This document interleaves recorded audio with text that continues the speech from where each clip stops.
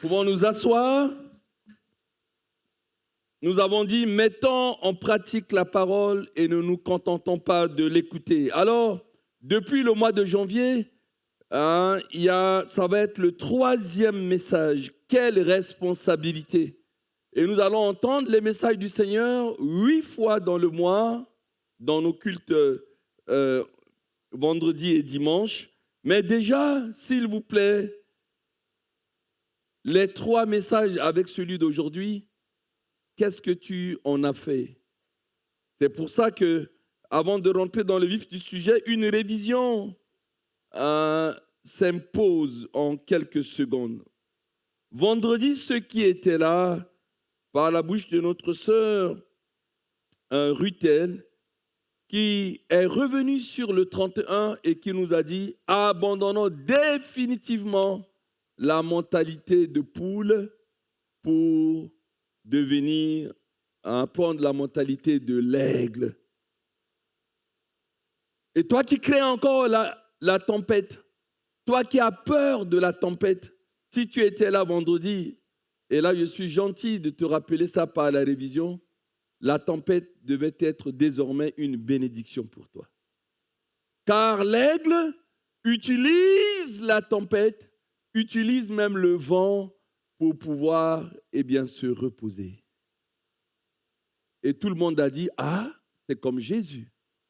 Il y avait la tempête et il se reposait. Vous vous rendez compte? Garde ça. Auditeur, ne sois pas oublieux. Garde la parole. On ne vient pas prêcher comme cela. Ceux qui viennent prêcher transpirent avant d'être inspirés. C'est la transpiration before l'inspiration. Toujours et toujours. Et dimanche passé, là où il y a eu baptême, là où il y a eu présentation d'enfants, Azaël avec tout son clan, il y avait combien? 1000 personnes qui ont accompagné Azaël. Il n'y avait plus de place ici et tout. Bien, le prédicateur nous a dit, c'est la loi du passage. On va traverser. Et souviens-toi de la parole de Jésus, allons à l'autre bord. Toujours et toujours se souvenir de la parole de Jésus. Souvent, quand il y a un drame, on commence à pleurer. Jésus dit à Marthe, mais ne t'ai-je pas dit? Gardons, ne t'ai-je pas dit? Ne vous ai-je pas dit? Qu'est-ce que Dieu dit? Ne marchons pas par la vue. Il y a la tempête, mais qu'est-ce que Dieu a dit? Il a dit, allons à l'autre bord. Il savait qu'il y avait la tempête. Mais comme la tempête savait que Jésus était plus fort qu'elle, elle pouvait se promener. Elle pouvait se manifester. Parce qu'elle ne peut rien faire en face de Jésus. La tempête voyait bien que Jésus dormait. C'est pour ça qu'on a besoin de l'enseignement. Rien que ce qui a été dit vendredi, rien que ce qui a été dit dimanche, et elle a donné ce témoignage. Merci beaucoup. Il a donné ce témoignage fort pendant que sa fille cadette allait auprès du Seigneur et il disait ici, moi j'étais en plein feu, les infirmiers, les médecins disaient, ah ça c'est un papa qui a la foi. Mais à un moment donné, un jour il était déprimé et les médecins ont dit, ou les infirmiers, le corps médical, ça ne va pas aujourd'hui. Et il dit, ça ne va pas. Et sa fille, à ce moment-là, a dit, papa, pourquoi tu as dit ça ne va pas? Et il nous a dit, s'il vous plaît, auditeur, pour l'année 2026, dites toujours par la foi, ça va bien. Est-ce qu'on peut le dire pour commencer? Tu dis, pour l'année 2026, ça ira bien. Par la foi. En Jésus-Christ de Nazareth. Voilà. Et le premier dimanche, où nous avons baptisé l'année de la détermination, merci là, c'est Luc 18. Luc 18, versets 1 à à 8. Luc 18, verset 1 à 8. Pour terminer cette révision. Jésus leur adressa une parabole pour montrer qu'il faut toujours prier et ne point se relâcher. Nous continuons. Il dit, il y avait dans une ville un juge qui ne craignait point Dieu. Notre sœur Roliana est juge, mais elle craint Dieu. Mais il y a des magistrats qui ne craignent pas Dieu et qui n'avaient d'égard pour personne. Nous continuons verset 3. Et il y avait aussi dans cette ville une veuve qui venait lui dire « Fais-moi justice de ma partie adverse ». Verset 4. Pendant longtemps, il refusa. Ce juge refusa non pas parce qu'il y a beaucoup de dossiers. Hein, notre sœur greffière. On dit que la magistrature, ça dure, on porte plainte, il faut attendre 2 ans, 3 ans parce qu'il y a beaucoup de dossiers, il y a peu de magistrats. C'est faux, là. Hein? Là, c'est vraiment un magistrat, il n'y a même pas beaucoup de dossiers, mais il est un peu arrogant, suffisant, il fait ce qu'il veut, il ne rend pas justice. Les gens attendent qu'on leur rende justice pour qu'ils puissent avoir leurs dommages et intérêts, etc. Et tout. Non, lui, non. Et la ville se plaint de ce monsieur. Hein? Et pendant longtemps, il refusa. Hein? Connaissez la nuance en français entre refuser et refuter. Quand on refuse, c'est par orgueil, il n'y a pas de raison. Mais quand on refute, on argumente pourquoi. C'est la nuance. Il n'a pas de raison. Sinon, on allait mettre « il refuta ». Mais là, on met « il refusa ». Mais ensuite, il dit en lui-même « Quoique je ne craigne point Dieu et que je n'ai pas d'égard pour personne », on continue, « néanmoins, parce que cette veuve m'importune, je lui ferai justice, afin qu'il ne vienne pas sans cesse me rompre la tête. » Si j'avais dit la version parole vivante, d'aller voir encore, vraiment dit carrément d'autres phrases qui sont utilisées là-dessus. Hein? Le Seigneur rajouta, entendez ce que dit le juge inique. Et Dieu ne fera-t-il pas justice à ses élus, qui crient à lui jour et nuit, et tardera-t-il à leur égard? Je vous le dis, il leur fera promptement justice. Mais quand le Fils de l'homme viendra, trouvera-t-il la foi sur la terre? Voyez, cette veuve a compris que ce monsieur, ça n'allait pas, mais elle va être déterminée. Il dit, je vais aller lundi, je vois la greffière, je vais voir ce juge, mardi, mercredi, jeudi, vendredi, samedi, dimanche. Et l'autre semaine, elle revient. Elle est tellement déterminée, à telle enseigne que le magistrat, il vient le matin, il voit la femme déjà dans la cour, il dit, oula, encore cette femme. Et c'est ce qu'il a dit. Vous voyez que la détermination pousse comme notre main. Hein, c'est vraiment le pouce. Hein. Dans la version parole vivante, ça a été déjà dit ce matin, c'est pourquoi il faut être à l'heure. Hein, et ça, c'est un reproche. Hein. Il faut nous faire des reproches entre nous. Quand on ne vient pas à l'heure, on fait des reproches. C'est un reproche. Il faut aimer les reproches. Hein.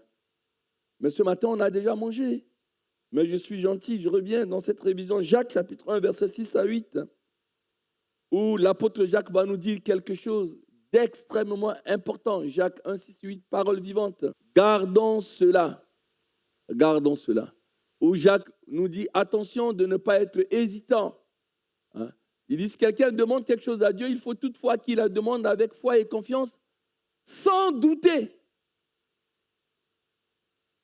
Car celui qui hésite, je vous ai dit que les grandes tentations où le diable joue avec, c'est aussi de la faute de nous, pasteurs qui enseignons.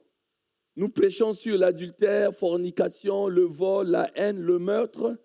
Voilà les péchés que nous connaissons. Et le diable se frotte la main. Parce que les vraies tentations, ce n'est pas ça. Ce qui bloque les enfants de Dieu, parce qu'il sait, le diable, que lorsque quelqu'un est hésitant, hein, lorsque quelqu'un, celui qui doute, celui qui hésite, il ressemble à quoi? Il ressemble aux vagues de la mer agitées et ballottées par le vent. Verset 7. Qu'un tel homme, qu'une telle femme ne s'imagine pas obtenir quoi que ce soit du Seigneur. Il a parlé de la foi, là. Tu peux avoir la foi, tu fais ce que tu veux, mais si tu hésites, tu es hésitant, tu as des doutes, tu procrastines, il ne faut pas que tu t'imagines. Et c'est clair encore dans la version de Alfred Cohen, ce docteur en théologie qui nous a fait la version parole vivante. Là. Il dit c'est un indécis. C'est un indécis. Au cœur partagé. Il est instable dans sa conduite et il emploie encore un autre mot, Kobayashara. Il est inconstant. Dans toutes ses entreprises. Il y a encore la suite, là c'est, ou on peut s'arrêter là. Hein? Bon, on peut s'arrêter là. On a vu inconstant, hésitant, etc. Nous devons être déterminés. C'est pourquoi toute cette année, n'oublie pas ça, ne sois pas un auditeur oublieux. Même si le magistrat, il est arrogant, bien tous les jours, il finira par avoir la palpitation au cœur et il va te rendre justice.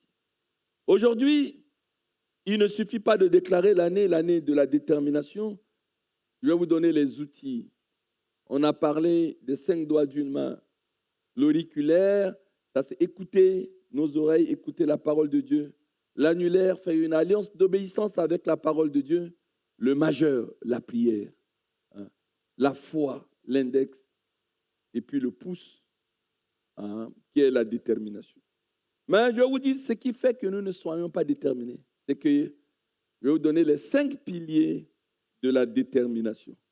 C'est important. Vous savez, un pilier, c'est un support dans une construction qui assure la stabilité, n'est-ce pas? Qui assure la solidité d'une maison. Là, il y a des piliers. Hein. Ici, on peut casser ici et faire un bureau, ce qu'on veut. Mais il y a des choses qu'il ne faut pas toucher. Si vous voulez, par exemple, que cette construction s'écroule, en levant ça, vous allez voir. On coupe ça, boum, boum, boum, boum. Il y a des choses qu'il ne faut pas toucher dans une maison. Hein? Et des piliers comme ça, c'est vertical, tu coupes là, bam, boum. La maison s'écroule. Et on va suivre bien les 5 piliers qui vont te permettre de ne pas avoir de justification pour ne pas être déterminé en cette année 2026. Et c'est le deuxième post-it. Le premier pilier, voilà, je l'ai intitulé « Ne point vivre en dilettante ». Éphésiens chapitre 5, on reste dans la version parole vivante. Hein. Je l'ai amené ici, comme ça s'il y a des difficultés, je lis immédiatement, tout est sécurisé. Éphésiens 5, verset 17. On commence à partir de la partie B. Éphésiens chapitre 5, verset 17. Partie B dit, après la virgule, « Ne vivez pas en dilettante, mais à travers tout ce qui t'arrive, tout ce qui vous arrive, tout ce que nous arrive en toutes circonstances, tu dois chercher à comprendre. Mais qu'est-ce que le Seigneur veut me dire en cette année 2026? Ensuite, une fois que tu as compris ce que le Seigneur veut te dire à travers les événements que tu vas vivre, tu vas te tenir, puis tiens-toi, puis tenez-vous, puis tenons-nous fermement à ce qu'il nous demande. Nous continuons. C'est la voie en 2026 qui mène à la plénitude. Auditeurs, ne cherchez pas l'ivresse que produit le vin et l'alcool là, c'est encore bien à votre palais. Cela mène à une vie déréglée, au libertinage et à la perdition. Mais buvez à l'entrée, non pas du punch coco, ni du martini blanc, mais buvez à l'entrée à la coupe de l'esprit. Alléluia. Laissez-vous constamment à nouveau remplir par le Saint-Esprit et cherchez en lui votre plénitude. Comment? La version parole vivante est bien parce que c'est en français courant, il n'y a pas d'explication. Que votre joie déborde dans vos entretiens fraternels. On se réunit entre frères et sœurs, on se fréquente, mais il faut manifester la joie. La joie de la présence de Dieu et non pas que des pleurs. Écoute, auditeur, pour l'année 2026, là, ce que j'appelle vos conversations autour des pizzas doit changer. Lorsque vous vous rencontrez à 2 ou 3 ou 4, 5, parce que c'est le problème. Et c'est la prière des pasteurs. On ne se réunit pas, on ne va pas fréquenter un frère, une soeur pour dire que ce qui va mal. On n'est pas des thermomètres. Le monde va mal. Ça va tellement mal. Peut-être que demain, Trump va nous acheter ici. Hein? Rien ne va dans ce monde. Mais regardons ce qui va bien. Comptons les bienfaits de Dieu. Que votre joie déborde. Et non pas vos plaintes, vos pleurs débordent dans vos entretiens fraternels. Qu'elle s'exprime dans vos entretiens fraternels par le chant des psaumes, d'hymnes et des cantiques inspirés. Avant-hier, j'ai reçu la bonne visite de ma fille Clara, mais c'était spirituel. Il m'a touché. On écoutait la musique, elle a dit « Ah, papa, j'aime bien ce chant. Hein? Tu es mon yaya, que mon amour déborde pour toi. Nanana, nanana. » Et je te regardais, tu avais les larmes et tout. J'ai dit, mais c'est beau d'écouter les cantiques. Hein? Tu as dit oui. Et quand on est venu avec toi vendredi, le groupe de louanges chantait, je suis allé te dire, ça t'est dédicacé. Et personne ne savait que c'était ton chant. Si vous chantez ce chant à Clara, elle est au 3e ciel tout de suite. Hein? Voilà. Hein? D'hymne. De tout votre être, chantez quand vous vous rencontrez et jouez pour Dieu. Je vous ai dit que Dieu m'aime beaucoup.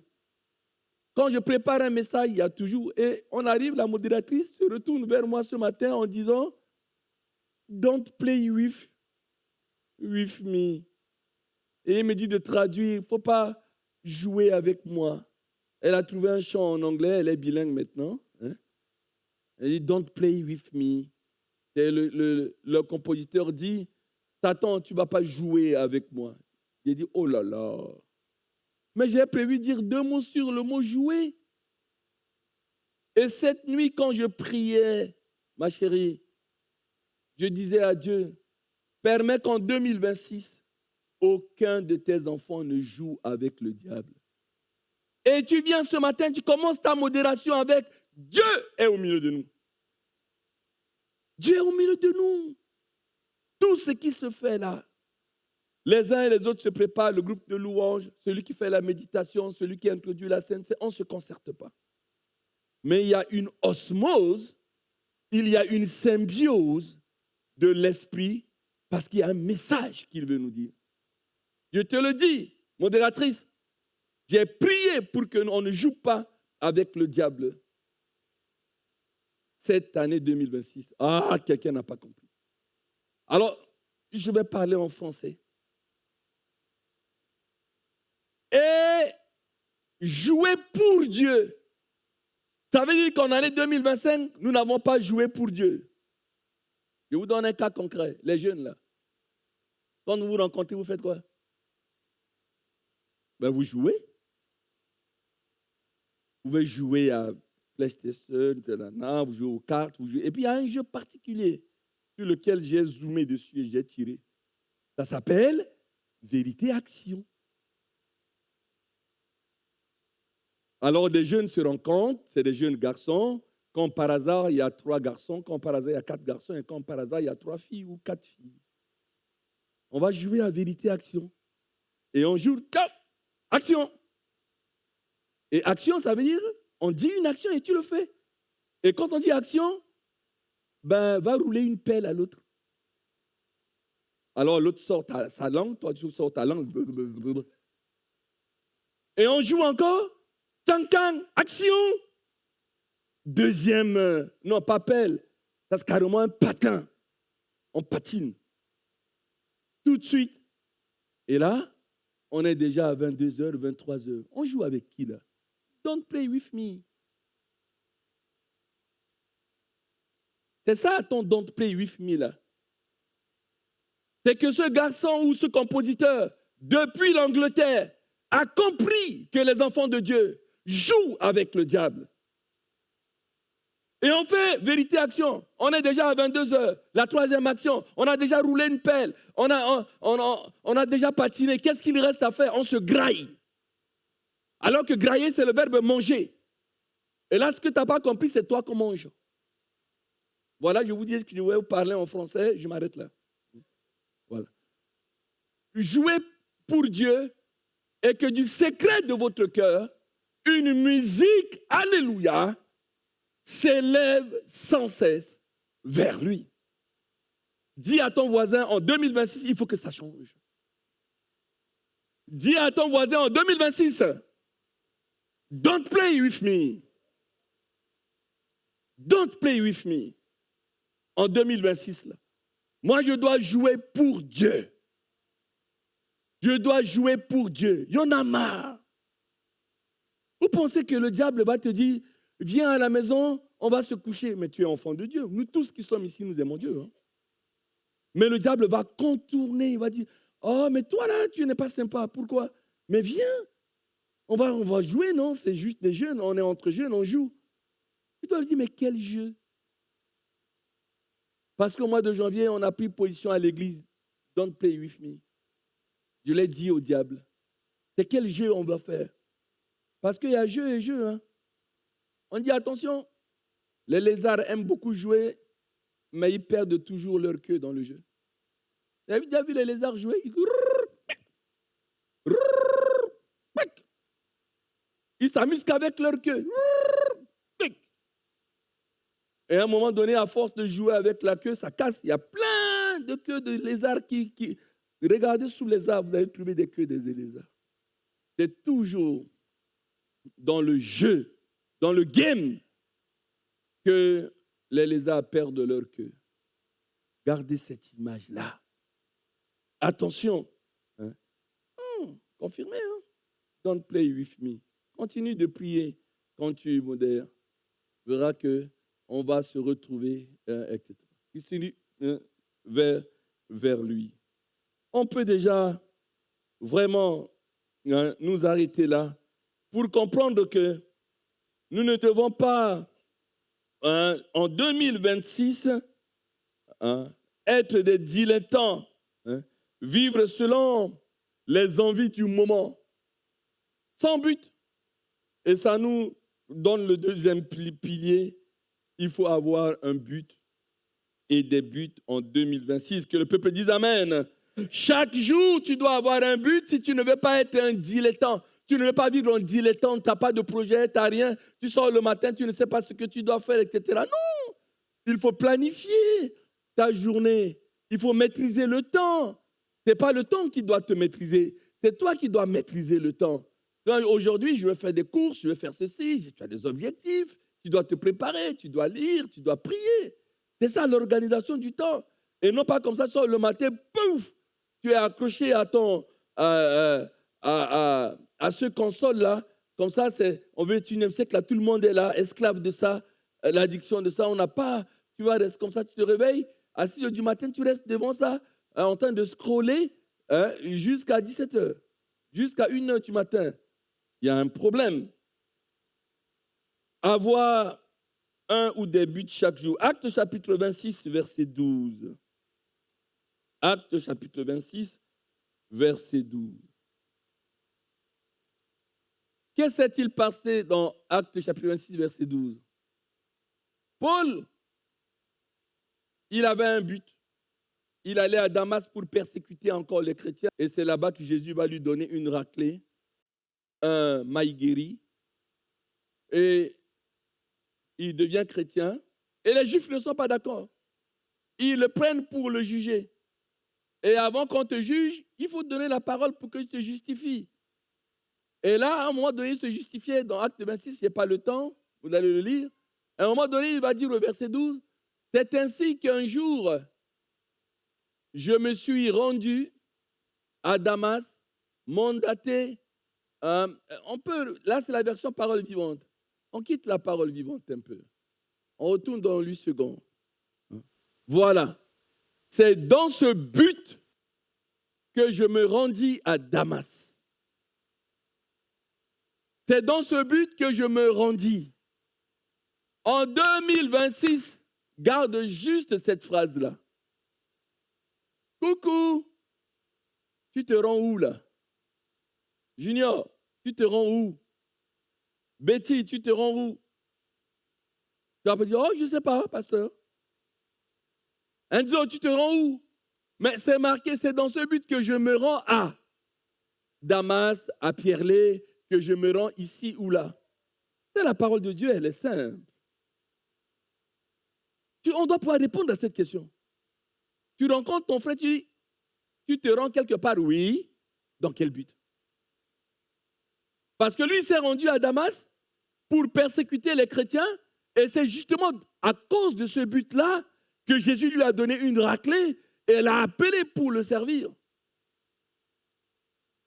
C'est à partir de nos buts que les choses nous arrivent.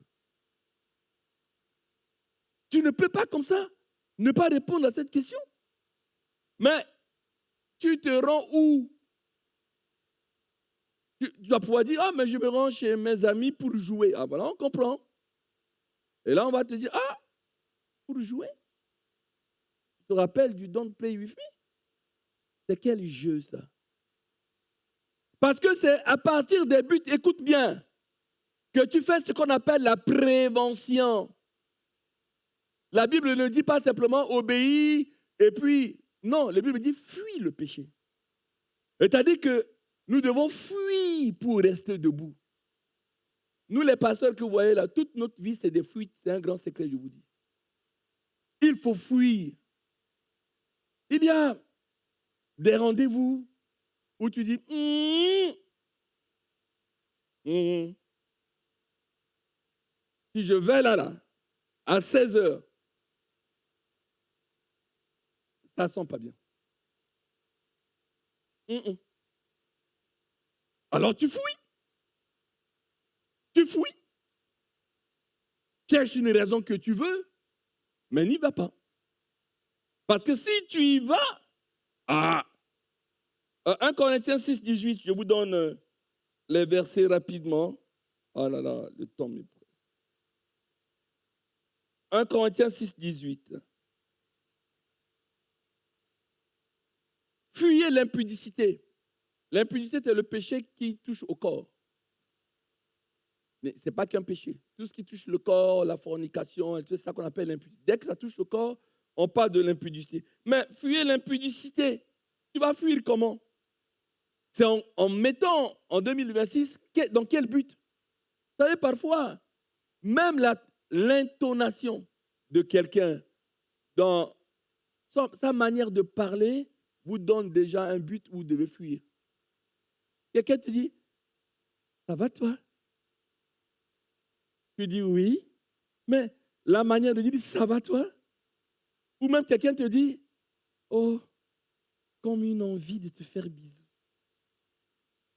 C'est la construction même de la phrase. Comme une envie de me faire bisou, là, je dois fuir. Parce que la manière de dire, comme une envie de te faire bisou, il faut fuir. Répétez après moi. En 2026, face à l'impudicité, je serai un fuyard. En 2026, face à l'impudicité, je serai un fuyard. Voilà ce qu'on va être en 2026. Je vous dis que c'est des messages vœux. Et Philippiens 3, 14, on est seulement un fuyard. On est en train de fuir, on est en train de courir, mais on doit être également un coureur. Pas un coureur de jupons, comme on dit, mais on va être un coureur comme Paul pour ressembler à Jésus. Philippiens chapitre 3, verset 14. Je cours vers le but. En 2026, sois un coureur. Cours vers le but pour remporter le prix de la vocation céleste en Jésus-Christ. Le but de notre vie, ce n'est pas le salut. Le salut, c'est un don. Mais le but de notre vie, c'est ressembler à Jésus. Tant que nous allons chercher à ressembler à Jésus. Et il y a tellement de gens qui ont ressemblé à Jésus. Tiens, on a capé là, c'est parti. te ressembler, Jésus. C'est mon espoir suprême. Penser, agir, aimer, toujours plus comme toi. Te ressembler, Jésus. C'est mon espoir suprême. Par ton esprit en moi, semblable à toi. Vous savez, beaucoup de gens ressemblent à Jésus. Mais en 2026, là, dans le monde entier, si tu veux ressembler à Jésus, tu dois prendre position de fuir devant l'impudicité. Parce qu'il a été tenté en toutes choses sans péché. Toi, tu seras aussi tenté. Et pour que quand on arrive au mois de décembre 2026, tu te tournes vers ton voisin et tu peux lui dire avec conviction, on va y aller parce qu'on est déjà dans les conclusions. Regarde ton voisin et tu lui dis ceci. Cher voisin, ah, je n'ai rien entendu. Cher voisin, tes yeux, ton oreille, ta bouche, ta tête ressemblent à Jésus. Par la foi, tu dis. Mais regardez, hein? Quand vous voyez Azaël, là, c'est la tête de Biabonga. Hein? Vous allez voir Imani, c'est la tête de Kossi. J'ai dit à ma fille Estelle, qu'est-ce que ton sang est faible? C'est la tête de Eliane, là et tout. Les mères, c'est des beaux enfants. Hein? Eux aussi, ils sont beaux, mais qui nous ressemblent un peu. Bon, je vais voir Élodie dit, Élodie, oh là là, tu as l'air forte comme ça, mais qu'est-ce que ton sang est faible? Hein? Parce qu'on a comparé les photos de Jabari hein, avec David et même Esther. Hein? On m'a fait voir les photos et tout, mais c'est les mêmes bébés. Voyez-vous? Hein? Et ça, attention, ressembler à Jésus, c'est le but. Est-ce que ta tête PDF ressemble à Jésus? C'est-à-dire que les pensées qui étaient en toi sont les pensées de Jésus. Tes yeux, est-ce qu'ils ressemblent à Jésus? Est-ce que tes yeux sont pleins d'adultère, pleins de fornication, pleins d'envie, pleins de je ne sais quoi, de jalousie? Ou c'est les yeux de Jésus, les yeux de compassion, etc. Ton oreille, est-ce que c'est un parking de médisance, de calomnie, ou ton oreille est comme l'oreille de Jésus? Ta bouche, est-ce qu'il ne sort de ta bouche qu'une parole assaisonnée de sel? C'est ça, une bouche, des lèvres qui ressemble à Jésus. Tu dois voir ton frère hein, et ta soeur et tu dis, ah, tel fils, tel père. Tu ressembles vraiment à Jésus dans tes comportements, hein, dans ce que tu es, etc., etc. Hein. Un avant-dernier post-it, c'est le troisième pilier qui s'appelle force et courage. Tu ne peux pas te déterminer si tu n'as pas la force et le courage. Josué chapitre 1, verset 9. Josué chapitre 1, verset 9. Alléluia. Ne t'ai-je pas donné cet ordre? Je dis, c'est toujours ça. Ne t'ai-je pas dit, ne t'ai-je pas donné cet ordre. C'est toujours, ne t'ai-je pas donné. Fortifie-toi et prends courage, Josué. Ne t'effraie point et ne t'épouvante point. Je vous l'ai dit ici. Moi, je suis courageux, mais en face d'un, je n'aime pas qu'on me pique. Et comme chaque 3 mois, je dois faire des examens pour qu'on me retire le sang pour vérifier. Quand j'arrive au laboratoire à Saint-Christophe, je suis comme ça. Mais un jour, il y a une laborantine qui m'a dit, monsieur, vous avez quoi? J'ai dit, ah là, j'aime pas trop qu'on me pique, je rigolais même pas. Josué qui ne rigole pas. Et la dame m'a regardé et a dit, mais monsieur, ne pleurez pas avant d'avoir mal. Ayez d'abord mal avant de pleurer. Elle m'a engueulé, elle a dit, vous êtes un adulte. Attendez d'avoir mal avant de pleurer. Moi, monsieur, je suis très douce. Donnez-moi votre main. Ne me regardez plus. Regardez à la porte, je regarde la porte. Elle a dit, vous allez, si jamais vous avez mal, je ne serai plus infirmière. Elle est en train de me tendre un piège. En fait, en train de regarder la porte, j'ai senti quelque chose m'a piqué. Et je vais regarder, oh, elle a commencé à tirer le sang. Elle a dit, est-ce que vous avez senti quelque chose? J'ai dit non. Elle a dit, mais vous voyez, pourquoi vous voulez pleurer avant? La vie, on s'effraie. Ne devons pas nous effrayer. Si tu es thermomètre, tu vas t'effrayer. Mais si tu es thermostat, tu dis, je vais modifier la situation. Sinon, tu vas dire, oui, il fait mauvais temps, regarde le temps, ça ne va pas, rien ne va, etc. La vie, ça ne va pas. Bon, allons nous suicider, quoi. Il y a un problème. Jésus est la solution. On ne doit pas s'effrayer. Et regardez pourquoi Dieu, il est responsable. Il te dit, les hommes te disent, tu as un problème, hein? Au lieu d'être avec toi et de résoudre le problème, les hommes te disent, courage. Mais ils ne sont pas avec toi.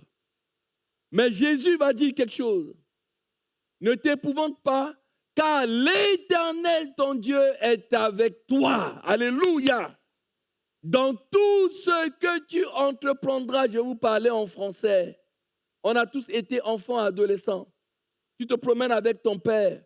Tu ne peux pas avoir peur. Non, tu peux avoir peur. Mais tu seras toujours fort. Parce que dès que tu vois un berger allemand, demi-tour. Papa, porte-moi. Maman, porte-moi. Il monte tout de suite comme un escalier. Il y a des escaliers sur les mamans et sur les papas. Vous ne voyez pas? Dès qu'un enfant a peur, et puis on porte l'enfant. Voilà. C'est un chant aussi. Hein. Il y a le Don't Play With Me, mais il y a aussi Jésus, mets-moi au dos. Mets-moi au dos. J'ai peur. Mets-moi au dos. Car j'ai vu un berger allemand. Mets-moi au dos. Hein? C'est parce que David, il aime chanter ça souvent. Oh, mets-moi au dos. Il y a un autre qui a composé Jésus est le rocher de ma vie. Ah, ah. Jésus est le rocher de ma vie. C'est ça. Jésus est le rocher de ma vie. Jésus est le rocher de ma vie. Il est où? Il est en haut, en bas, devant, derrière, autour de moi. Il est en haut, en bas, devant. Si vous ne voulez pas chanter, vous aurez toujours peur. C'est pour vous, hein? Jésus est le rocher de ma vie. C'est extrêmement important.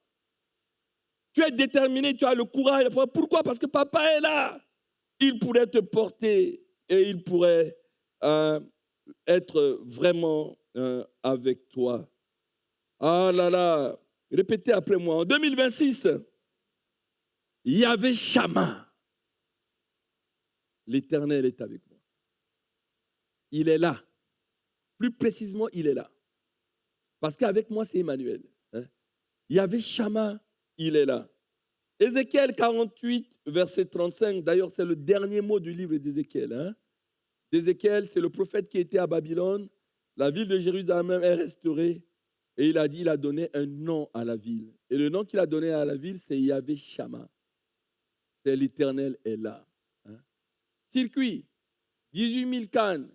Et dès ce jour, le nom de la ville sera l'Éternel est ici. L'Éternel est avec toi. Je voudrais, avant de voir le dernier post-it, et pour finir, je voudrais libérer une prophétie. Pendant que je préparais ça cette nuit, le Seigneur me montrait qu'en 2026, tu vas être appelé à déménager. Et il faudrait que le nom de la ville où tu vas résider, où vous allez résider, doit s'appeler l'Éternel est ici. Yahvé Shama. Il y a aussi un piège de trouver des appartements ici ou là. Je disais à une sœur, mais tu aimes Dieu, tu sers Dieu. Tu viens d'avoir un appartement, attends encore un peu. Oh, pasteur, j'ai déjà eu un appartement. Mais l'appartement, il est à 65 km de l'église. Et aujourd'hui, elle a des difficultés pour venir. Ah, parce que pas de permis, pas de ceci ou cela. Je te l'ai dit. Ce qui est important, cherche une église à côté de toi. Et vas-y dedans. Attention. Là où vous cherchez, là où vous résidez, doit être béni de Dieu. Attention, attention. Hein? C'est une parole que je libère comme ça. Hein? Et le dernier post-it, c'est la santé et l'éternité que je vous ai dit. Hein? Répétez ceci après moi, mais avant, 3 Jean chapitre 1, verset 2. 3 Jean chapitre 1, verset 2. L'apôtre Jean va dire quelque chose. 3 Jean chapitre 1, verset 2. Bien-aimés, en 2026,